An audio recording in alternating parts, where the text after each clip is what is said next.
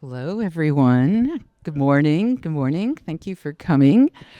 This is a panel presentation about the Media Archeology Lab at the University of Texas at Dallas. This is a lab that has participated in several VCF Southwest conferences over the last several years, and the first time that we've come up for the Midwest. It is kind of our home conference. It matches what we do in the lab and the interests of the student assistants, the student research assistants. So my name is Dr. Ann Balsamo, and I'm the director of the lab. I'm also a faculty member, University of Texas, Dallas. And these are three of our undergraduate research assistants. And I'll just introduce you all and then you'll talk. So Kyle Franks is he's majoring in animation and motion graphics and is getting near graduating. And Strayer Russell is majoring in kind of art, technology, computer design. He's got a lot of talents. Not that you don't have a lot of talents too. You have a lot of talents. And Jake Metz is also a senior in computer science, doing software engineering. Also has a lot of talent. So one of the things that I love about the lab is that we attract students from across the campus. UTD is a STEM university, and they all come in and really contribute a range of skills. And we all converge kind of on the notion of art, technology, culture.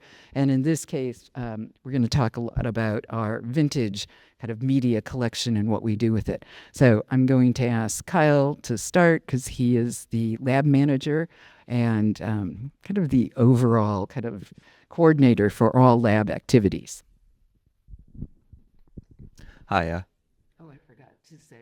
Yeah. Sorry, the research team. I just wanted to kind of mention this because there's a couple people who aren't here. So Murillo Kampomsi is our assistant director. He has an MFA in art and technology. And then you may recognize this is them all doing research. There's Evan.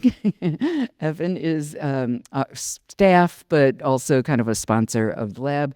And then Michael Aldridge, who is the person kind of helping with ShadyTel and SneakerNet.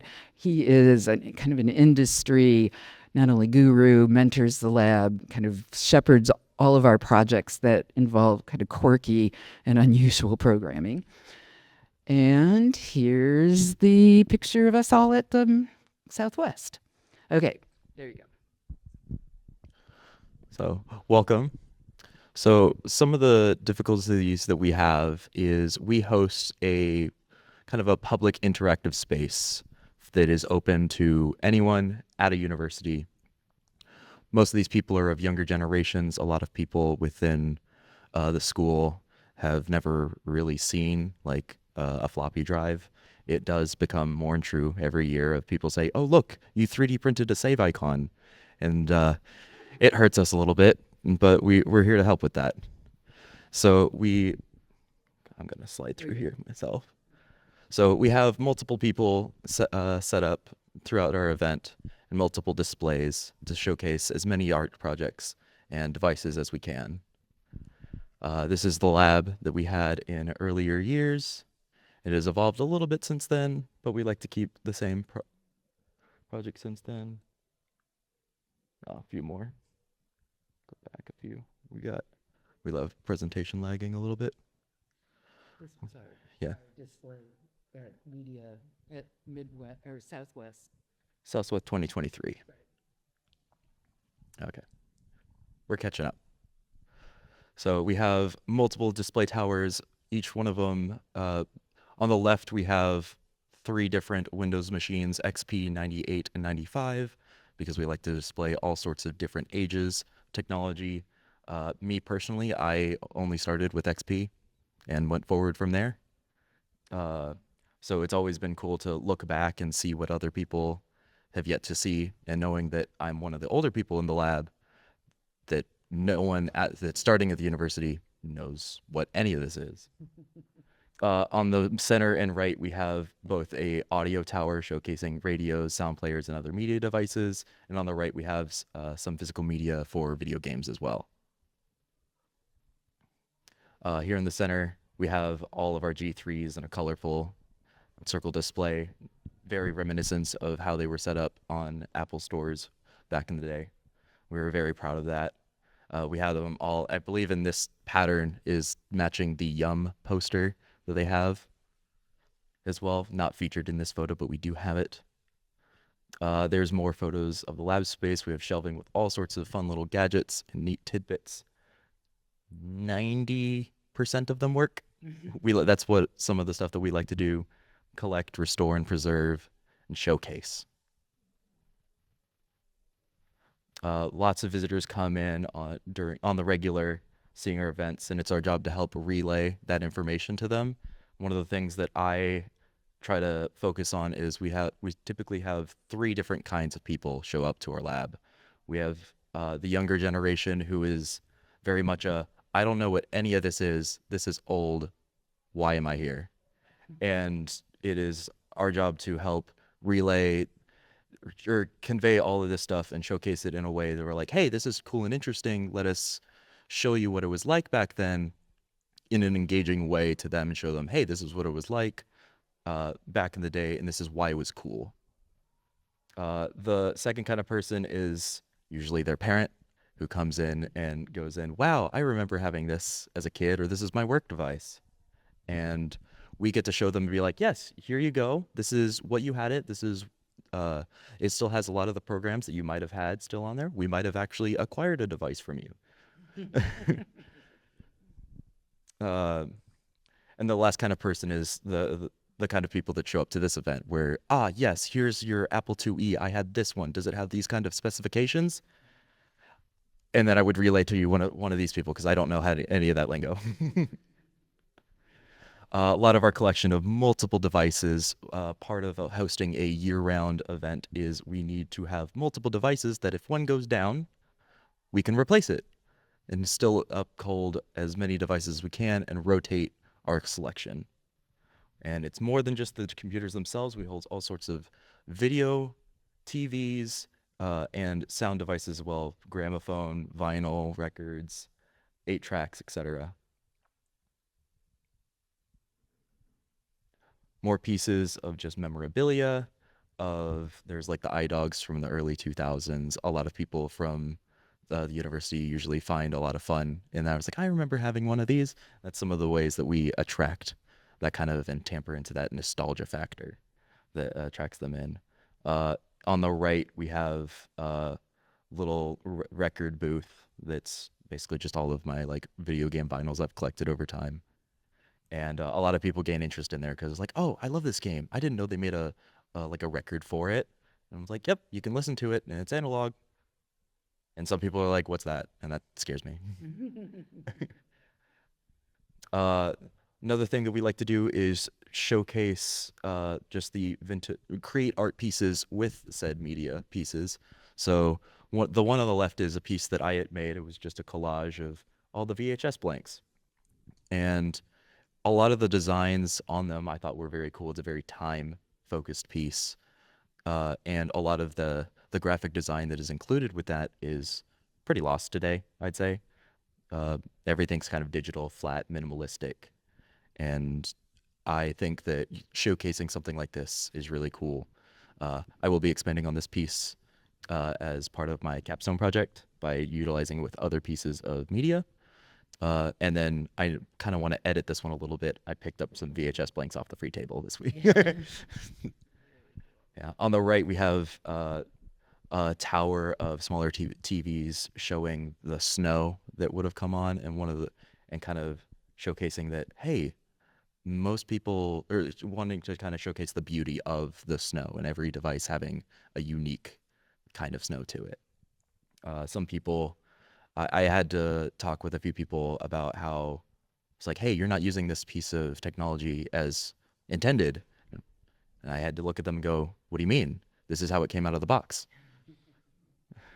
It turns on just like it did then. We host multiple workshops year round. The one on the left was we were hosting a brownie cleaning project, and we've had a couple more, at least a couple more planned in the future. The photographer who works in the brownie cameras is a very cool guy. I forget his name. Eric. Eric Henderson. On the right, we're taking a peek at a Betamax player, I believe. We do monthly screenings during the school semesters, typically in Laserdisc. We have we've expanded upon this as an older photo for both of them. On the left is a Rocky Horror Picture Show, and on the right it showcases Ghost in the Shell and Akira. I think we're going to be showing like a Nightmare Before Christmas later this year, Attack on Mars. One of the more famous events that we've had was a LAN party, which Aldrich has promoted and makes fun of us for having such success at such events. One of the troubles we had with this one was setting up as many devices as we could that would have been compatible with each other, but we pulled through. Thank you to and then the other part was it was so popular an event that the event space was filled and spilling out into the lobby space. So yeah, we had to give people numbers to be like, hey, your team's up, you can come in and play now.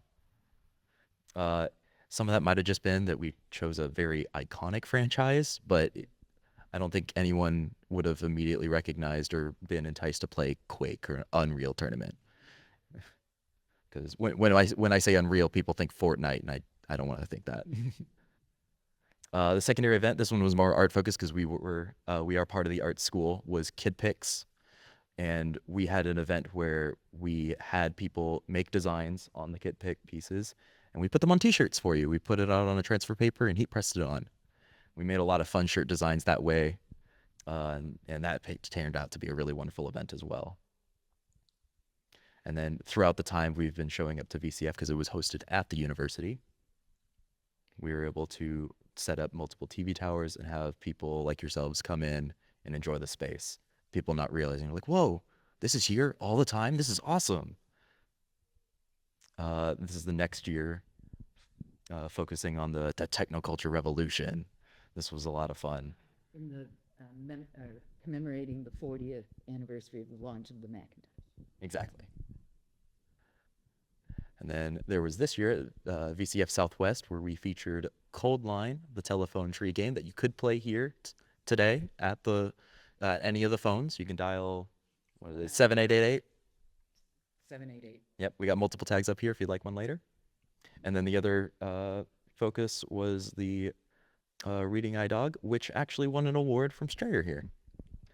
Speaking of Strayer, I'll hand it up to you. So yes, hello, I'm Strayer. I'm a member of the Media Archeology Lab down at UT Dallas, and my project as of late has been Red, the Reading Eye Dog. So Red is a museum showpiece built by Xerox PARC, the Palo Alto Research Center, in 1999 thereabouts, for the, I'm going to forget the name that the museum used to have. They're now known as the Tech Interactive, but I believe that they were the San Jose Museum of Technological Innovation. So he's one of 15 exhibits, which was created for them as a speculative look at user interfaces of the future. He was made in 1999, where, if you will remember, the future was exciting and technology is going to change the world. They had a little bit less exposure than we do now, and some different opinions on how much they liked computers and how much they were willing to deal with them. And so he was created as an incredibly bespoke museum exhibit utilizing experimental software that was in research at Xerox at the time, custom interface, circuitry, and whatnot. And the way that he works is he has two cameras in his head behind the two eyes. And when you push that button on his shoulder, he captures an image from both of those cameras, stitches it together, digitizes it, extracts English text from it using OCR software, and then synthesizes text to read the page back to you. This was displayed at the Tech Interactive for a couple of years, and then carted around by our lovely Professor Balsamo from around about 16 where it worked for most of, slowly deteriorating, until I showed up at the lab, I think around about 12, 13 months ago at this point, and basically waltzed into a meeting having never seen her before and said, "I would like to fix the robot dog, please." And she said, "You're welcome to try." And 10 months later, here we are. The dog is restored to almost entirely working order. So there's still some minor tweaks and stuff that I have to make, but he's almost perfectly working now. So the process of restoration was a bit difficult because we had to ask ourselves multiple questions of, what is the spirit of the original exhibit of the dog? What aspects of this do we need to try as hard to maintain? What compromises are we willing to make? Because obviously CCD sensors from the early 2000s were never the most cooperative to begin with and only decay with time. So what sacrifices are we willing to make? That dog was so famous in its moment. That's Life magazine. Anyway, Yes. we were sad. Yes. And so we had to talk about what sacrifices are we willing to make in restoration of this dog to fulfill the original purpose of the exhibit, and at what point does the dog not stay the original exhibit anymore? So we came up with what I like to refer to as levels of success, where top level is absolute pie in the sky, perfect restoration, original hardware, original software, exactly as it was. The bottom rung of levels of success is everything but the chassis is broken. We effectively have to replace everything.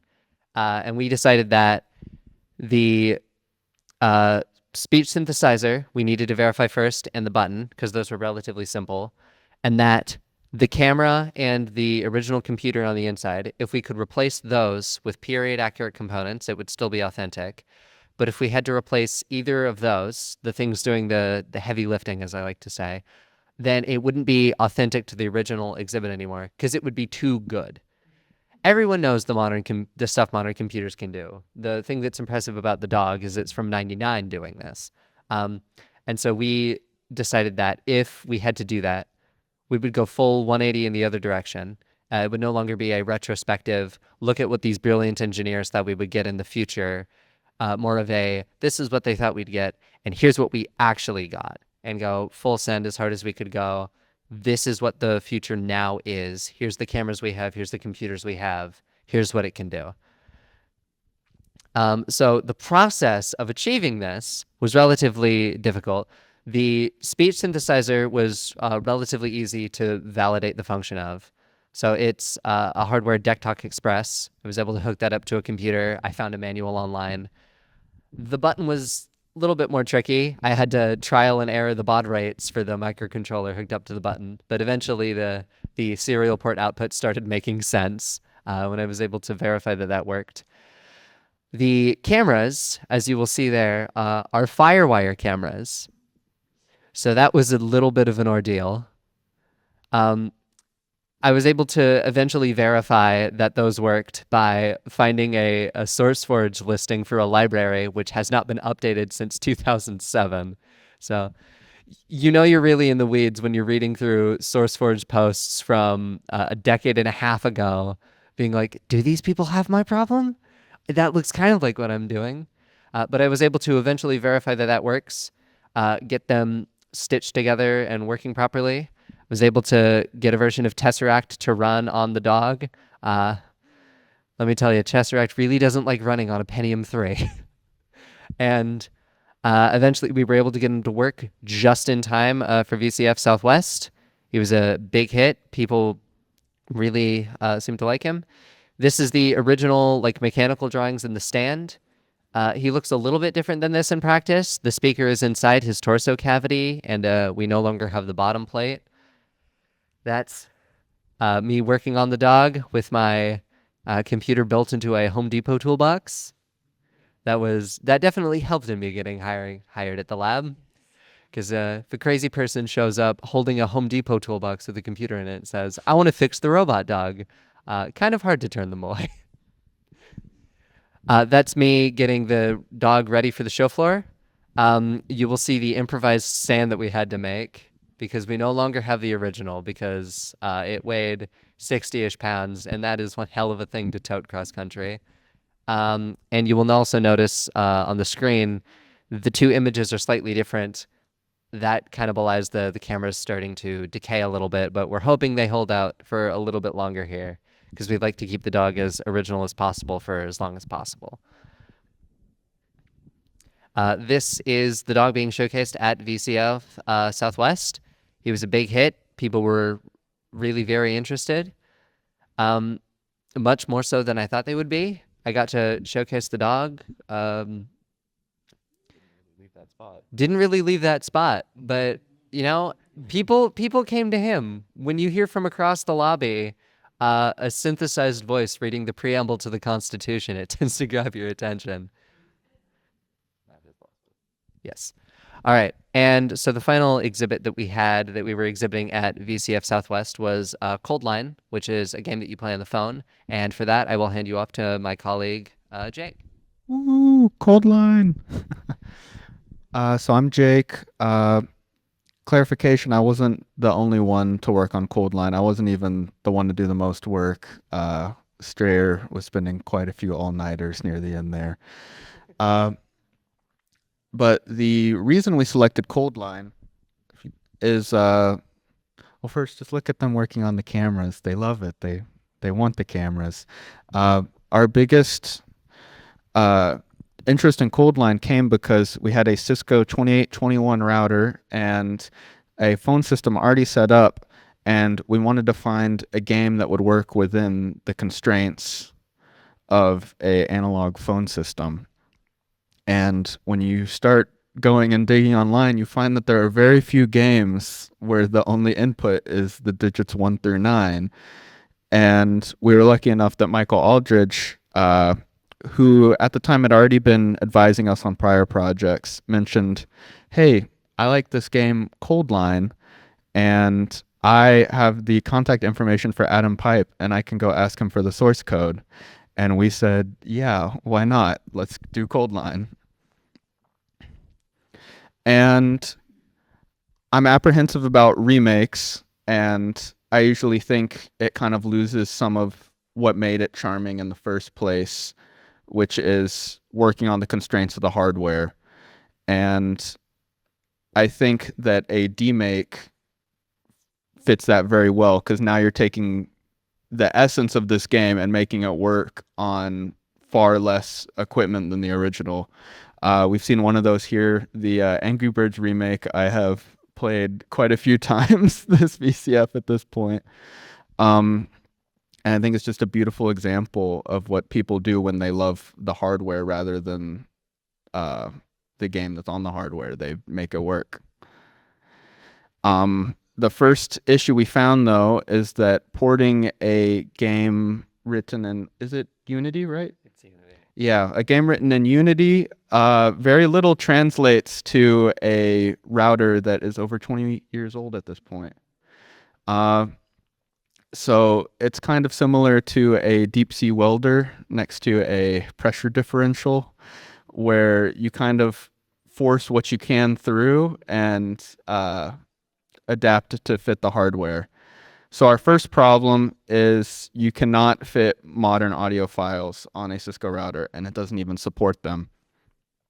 So the solution was to convert them to 8 kilohertz mu-law compression, which is what is supported and is the telephone standard, still even today, I believe.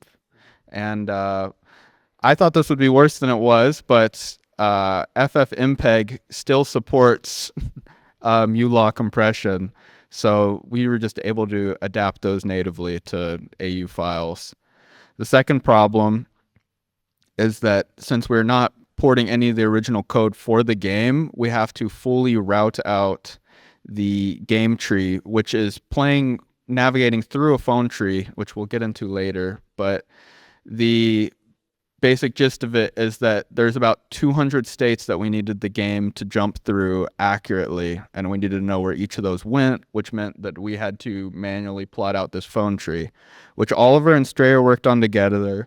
Unfortunately, you do not see Oliver with us. He's in a better place now. That's right. He moved to Canada for graduate school. Congratulates. Good on him. But he plotted the entire phone tree in D2, and it is beautiful. And if you want a more detailed one, I can give it to you after the show. But the gist is that each of the green paths is the bare minimum requirement of phone lines you need to navigate through. Each of those is an event that's necessary to get the code, which you provide to reach the president on the left tree. So then we take those, and it's no problem. I put them into a array, and we throw that into the game. But the new problem is we have the core of the gameplay, but the point of Coldline is that you're on a time limit. In the Unity version of the game, there's a timer ticking down the whole time because you have 10 minutes until this nuke is detected, and there's a retaliatory strike sent to you. So we have to create a new indicator so that the player can see the time left. And we have to resolve the fact that the context of the game was a silent introduction that could not be ported, and different videos for the two end states, which would be a win or a loss. So we had to create a new way to indicate those through only audio. And the mind's eye was not enough to keep track of 10 minutes of gameplay. So the solutions ended up being that Strayer used the last remaining key on an analog telephone, the star key, which was unused, as a time indicator. And now whenever you press that, you will get a readback using Michael Aldridge's voice banks to read out the current time in minutes and seconds. And as for the introduction, we made a graphical physical one, which you will find at the game floor next to Sneaky Net and Shady Tail. And we also created a new character in the game, Boris, who reads out the introduction to you and notifies you if you have won or lost. Yep. And luckily we had Anne create us a visual for the game, and it's just exactly what the game tells you before you play so that you have the context. You are Chairman Linkov is the original, right? Supreme Leader of the Soviet Union. Your top military general reported that someone spilled coffee on the missile control dashboard, launching a plane headed to New York City with a nuclear warhead. The bomb will hit New York in 10 minutes. Your only hope to prevent mutually assured destruction is to request that the U.S. intercept the missile. Time to call the president. But before that, remaking the game. I think the most important thing in adapting this is it probably could have been done in a couple hours if you knew exactly what to do, but no one has expertise on Cisco iOS. But Michael Aldridge luckily does, and I made the mistake with the first writing of the game, and I had it running through the embedded event manager, which is ridiculous and will not work for an analog phone system. But Strayer rewrote the game as an IVR, and in the final result of it, we have a real-time event-driven callback application, which means that certain triggers determine the response of the IVR rather than something that's linear and structured. So if you press the star key, it'll read out your time and it'll keep you in the correct game state. If you enter in numbers, which it will prompt you to enter a number to navigate to different parts of the phone tree, it will accurately transfer you to a correct game state for that. And the result is that you have a responsive phone tree that will navigate you on button press rather than reading out the audio and then waiting for a response. So it's punchy and it's fast, and that is important for a game where you have a 10-minute time limit. because until this was implemented, I think it was only hypothetical to win the game if you knew exactly what to do in order Oliver found. But something none of us anticipated was after you make the game, people wouldn't just magically come and gawk and appreciate your game. We had to create a attraction for it. So we were very fortunate to have Anne and their collection of Cold War era hardware and aesthetics, and we were able to create little cubicles with all this great paraphernalia, and we had Murillo set up ambient lighting that bled out into the showroom, which I think was really important because we were in the corner of VCF and you didn't see that there was really anything going on until you saw this light bleeding out and people going in and out. And then the projections were made by Anne and just provide, you don't see it here, but it was cycling through era-specific visuals. And you can see our iconic red telephones. You can find a very similar one at our booth near SneakyNet. More visuals. These were stickers that we provided depending on if you won or lost. And it was very successful at Southwest. We had a little over 50 completed runs. 57 total runs. Mainly losses, but even then that means we had people attracted for at least 10 minutes to wait for the bombs to go off, which is a win in our book. Mm-hmm. We have visuals here. This is our paper, our pamphlet that you can find here. You'll find it on the show floor as well. 7888 is still up and running. Please call from any of the phones on the show floor, and there wouldn't even be a phone service to run this on if it wasn't for Michael and Joe with ShadyTel and their subcontractor SneakyNet. And though the bill may be large, it was worth it in the end, I think. Yeah. So now would be a good time for questions or.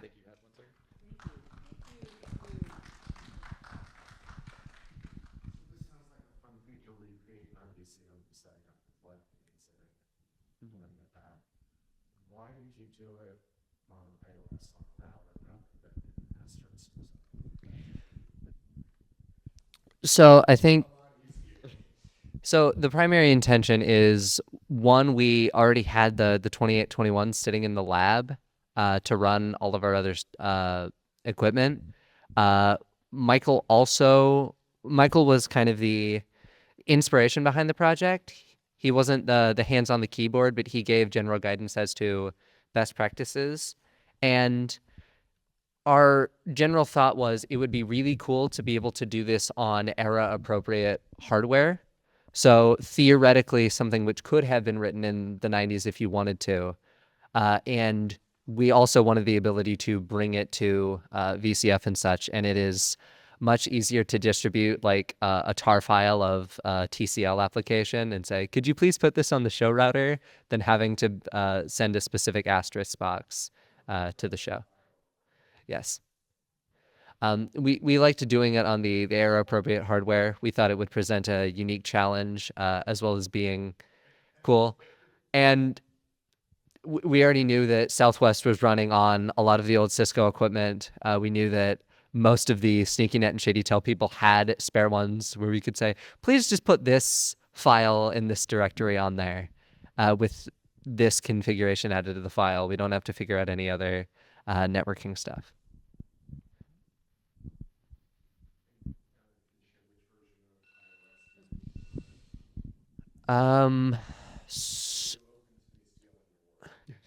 So the actual game is not written by us. The actual game is developed by an indie developer by the name of Adam Pipe out of the EU. I forget the specific country.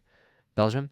Yes. So we cannot distribute the game, so the intellectual property is still owned by him. He has given us permission to exhibit it at the lab and at these conventions. We are working on a follow-up project following a similar kind of thing. This one is going to be much more trivia related, but the intention of that one is to be able to distribute it to anyone who wants to have a demo application for telephones. I mean, to your question, the original game designer loves that we did this, and I think Michael, it's a connection with Michael's professional connection. So I think once the original developer hears kind of how well received it was, as well as what kind of example it was of kind of recreating something, we would go back to him, and then essentially he would be the one kind of distributing it, and we would be providing the kind of the remake of this. So we can exchange kind of cards and so on, because it's really a fun game. It's very, and we didn't, it was an interesting moment kind of politically in the United States to be putting together something that borrows so heavily on kind of Russian period specific propaganda, but we put it in the context not so much of the Cold War, but the space race. So we had a lot of astronauts, so on. And the reason it says Coldline is because the coffee on the missile control dashboard knocked out the hot line. And so the Coldline was, you got to go through, and the first thing you might get is, hello, this is the White House, press 1 if this is a student tour, press 2 if, and then press 8 if this is an international incident. So we were trying to tread really lightly on making any commentary about what was going on here. And I think people got it. It's the Cold War, not our war now. Anyway, I think, so they are all graduating, and this is a portfolio piece for them. And what will happen is they will end up doing a kind of more of a short video about what went on, but they can't actually take it with them. But we're going to figure out with the original developer how other people might get access to it. Any other questions? Yes. You talked about restoration and the line of have you done or has the lab done or plan to do any similar restorations as someone who was a child in that era? I remember, all over the country seeing those kinds of interesting forward-looking tech exhibits and wondering, where did those go? So seeing that you guys found one and restored it is marvelous. I'm assuming this is more. Yeah. So here's an amazing thing. When Kyle joined the lab 2 years ago, he walked in and he saw the dog, which was not activated. It was just our mascot. And he's like, wow, that looks really familiar to me. And I'm like, it can't be because it's been with me for the last 20 years. And he's like, no, I think I saw it. Found out he had gone to the Louisville Science Center when the exhibit had been installed there, because it had been on kind of a tour throughout the U.S. science centers. And how old were you? He was four. So this is like probably the most gratifying thing I'd ever heard, because, museum developers, they put their heart and soul into these things, trying to be evocative and, and interesting and so on. And then, in this hope that those people who are young ones who are on their field trips get inspired by something having to do with STEM. And here he was, really like 16 years later. So that was, I guess that gave kind of me enthusiasm. We have 15 different reading devices that are in the portfolio of the group that I was with at PARC. So this was a research group. That research group broke off. We started a exhibit design company, And I ended up getting an agreement with Xerox for the rights to reproduce any of the exhibits without licensing fees into perpetuity. So it is possible that we could do one of the others or several of the others that were working on what was at the time cutting edge lab bench things that were going on at Park that then got manifested into interactive kind of museum exhibits on different things. One of which we banned all keyboard inputs. So everything is either touchscreen or button or trackball, which was kind of unheard of at the time. So I think there's some really interesting next ones to do.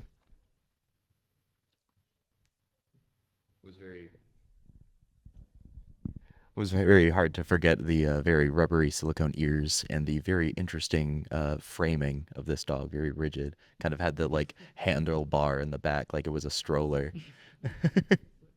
So yeah, it was very interesting to see. It's like, I know this, I swear I do. That's great. And some of my colleagues who were the original engineers, Mr. Scott, Dr. Scott, has been down working, looking over your shoulder as you and said, wow, you did this. It was pretty amazing to even have my colleagues come down and see the thing. And we're going to voice call Mark Chow, who's the original designer of this, saying, "Whoa, I'm dog," which is what the dog said in its rest state. Are there any other questions about that? So I'm going to make a couple pitches here, just to kind of let you know also what I think more the kind of educational kind of program for the lab. Personally, I collect a lot of ephemera that, goes along, and because my area of my expertise is in technology and culture, what the lab also does is make sure that the cultural ephemera of the time is also around, so that you could see things like, yes, people actually wrote the programs coming out of paper-based kind of magazines, or, right, like how to run a jump disk from Amiga. So I collect these wherever I can. So if any of you know people who are like wanting to get rid of very heavy old paper, I will pay for shipping. I buy those collections. We're a nonprofit, so we just don't kind of tax. Things that are important for us that are really hard to get are like things like track paper. And then I've been picking these up wherever possible. These are printed out programs that would have run, and these are also really important kind of pedagogically for the students who are coming in. They want to not only kind of play the period-specific games on the native OS, but they also want to know what was the programming like. We have a couple people who've come through and wanted to learn BASIC, and that's, I think, partly because students don't get their hands on that kind of, responsive kind of language. We do get donations. Many things are, many things are donated in the lab, to the lab. When things get donated to the lab, they actually belong to the university. And the problem with that is that when I leave the university and the lab is closed, which will happen because I'm mortal, they will probably get rid of everything.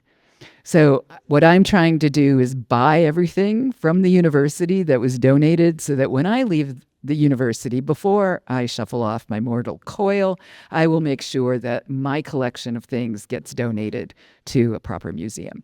So right now things are getting donated to my nonprofit rather than the university, because I'm so sorry to say that the university does not get this at all. They'll buy a $500,000 MRI machine that they know has value, and a $200 G3 not so much. So they'll just put it out for surplus. So that's just a way in which I have to maintain the collection myself, rather than, and it's fine because this is important to me. So that's the pitch. Oh, last pitch. They're all graduating. So if you know anyone who could use any of these amazing skills, that's my job also as a mentor, is to try to professionally kind of network with them. And then I have some stuff that I'm going to put outside that are things from the lab that if you buy anything, it's like $10 or so. The donation goes to the lab. So thank you again. We love the lab. If you're in Dallas, please stop in. The lab's open a lot. Okay. Thank you so much. Thank you. Thank you. All right.